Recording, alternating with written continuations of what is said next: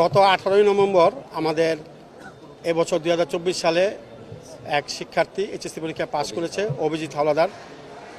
এই ছেলের ডেঙ্গু জ্বরে আক্রান্ত হয়ে ন্যাশনাল মেডিকেল কলেজে ভর্তি হয়েছিল। ভর্তি হওয়ার পরে ছেলেটি মারা যায়। শিক্ষার্থীদের দাবি যে তার ভুল চিকিৎসা বা সঠিক চিকিৎসা না করার জন্য সে মারা গিয়েছে। এই জন্য আমাদের শিক্ষার্থী এবং আশেপাশে অনেক কলেজের শিক্ষার্থীরা সেখানে প্রতিবাদ করতে যায় এবং সেই প্রতিবাদের মুখে ন্যাশনাল মেডিকেল কলেজ তারা আতঙ্কিতভাবে হামলা চালায় বিভিন্ন সন্ত্রাসী গুন্ডা বাহিনী নিয়ে। এই থেকে আসলে এই সূত্রপাত।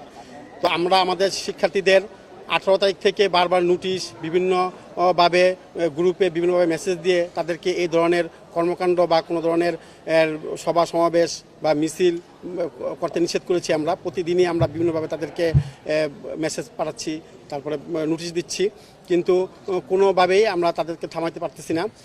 এই পরিস্থিতি আমাদের পরীক্ষা ছিল সেমিস্টার এবং পিটেস্ট পরীক্ষা, আমরা সেটাও বন্ধ করে দিয়েছি এবং ছাত্রদের বিভিন্নভাবে আমাদের শিক্ষকরা গার্জেন সহ বিভিন্নভাবে আমরা চেষ্টা করেছি কাউন্সিলিং করে যে এই ধরনের প্রতিবাদ সভা বা মিছিল মিটিং যেন না করে। কিন্তু সোহরাওয়ার্দী কলেজের শিক্ষার্থীরা আমার শিক্ষার্থীকে আহত করে মাথা ফাটিয়ে ফেলে।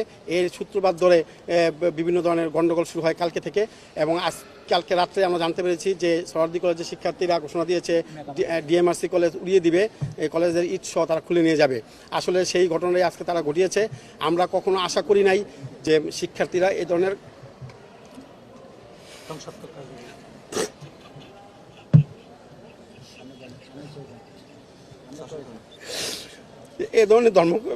কর্মকাণ্ড করতে পারে ধ্বংসযোগ।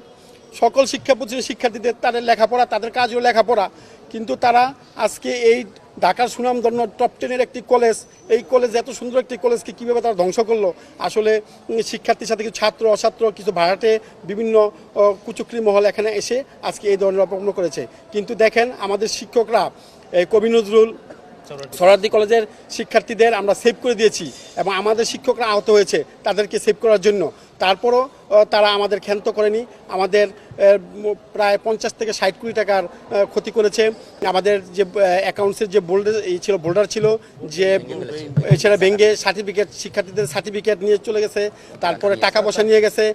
আমার 3000 ফ্যান ধ্বংস করে ফেলছে, ল্যাপটপ নিয়ে গেছে প্রায় 20 থেকে 30টা এবং আমার কম্পিউটার সায়েন্স ল্যাব, কম্পিউটার সব প্রায় 100-র উপরে আমার ছিল এবং সিসি ক্যামেরা আছে আমার 300-র উপরে। এই সকল সিসি ক্যামেরা নষ্ট করে দিয়েছে এবং টিভি, লিফট, আমার এখানে 5টা লিফট বড় বড়, এই লিফটগুলো নষ্ট করে দিয়েছে। হিসাব করলে 60 থেকে 70 কোটি টাকার বেশি হতে পারে। এবং আমার এই 12তলা ভবনের একটা জানালার কাজও নয়। আপনারা দেখতে পাচ্ছেন, আপনারা আজকে সারাদিন এটা রিপোর্ট করেছেন। আমি প্রশাসনকে বারবার কথা বলেছি, প্রশাসনের সাথে সকাল থেকেই তাদেরকেই করছি, কিন্তু তাৎক্ষণিক সেই সময়ে আমরা প্রশাসনের কাউকে দেখতে পাই নাই। এই জন্য আমরা হয়তো প্রশাসন যদি আরেকটু শক্তভাবে ভূমিকা নিত হয়তো এটা সামাল দেওয়া যেত।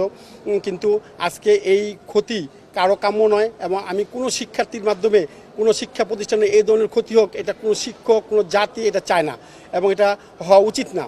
আমরা দেখতেছি প্রতিটি কলেজে এই ধরনের ঘটনা ঘটতেছে, প্রতিনিয়ত একটি কলেজের সাথে একটি কলেজের সাথে একটি কলেজের ঘটনা ঘটতেছে, মারামারি পালাপালি। এবং এই একটা গ্রুপ খুলেছে ইউসিবি নামে একটা গ্রুপ, এই গ্রুপের মাধ্যমে ছাত্ররা বেশি হয়ে যাচ্ছে, উত্তেজিত এবং বিশৃঙ্খলা সৃষ্টি করতেছে। সরকারের প্রতি আমার বিনীত অনুরোধ থাকবে এই শিক্ষার্থীদের কলেজমুখী করার জন্য, বিশ্ববিদ্যালয়মুখী করার জন্য যে ধরনের পদক্ষেপ নেওয়া দরকার সরকারের দ্রুত এই সিদ্ধান্ত নিতে হবে। ছাত্রদেরকে পড়াশোনায় রাখতে হবে, না হলে আজকে দেশকে আরও অন্য দিকে নিয়ে যাবে। এখানে বিভিন্ন কুচক্রী মহল এ ধরনের কাজে লিপ্ত।